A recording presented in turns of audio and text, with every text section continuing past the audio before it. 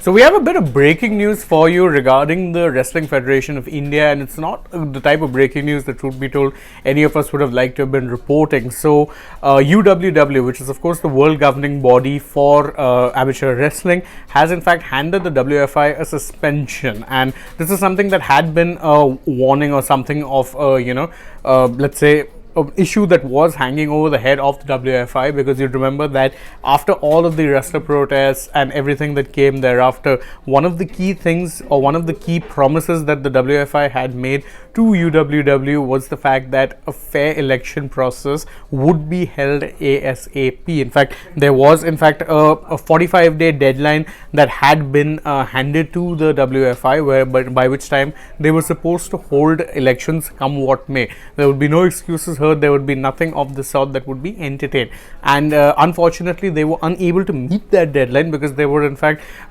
multiple delays that were held. So if you remember, the date was April 27th, and you were handed a 45-day deadline at that point, and UWW had in fact warned that a suspension would in fact be handed out if the Indian Federation did not honor that particular deadline and did not hold the elections. That unfortunately is exactly what has happened. The election date, if you remember, was supposed to be held on May 7th, but the Sports Ministry had in fact declared that process as null and void, and thereafter the elections that were meant to be held, well, they've been let's say held up by multiple delays. In fact, state bodies have been moving codes seeking the right to actually take part in the polls, and this entire delay has been counterproductive because, truth be told, you were meant to be hosting it by that particular deadline, and that deadline has come and gone, and the UWW has handed India a suspension. Now, what exactly does this mean for the Indians? It means that unfortunately Indian wrestlers who will be taking part in the World Championships of Wrestling, they will not be competing under an Indian flag. They will in fact be competing under a neutral flag. However, for the Asian Games, this won't be so much of a problem because, well, what is the reason for that is that in the Asian Games, entries for all of these events are sent by the respective National Olympic Committee, which is in this case the IOA.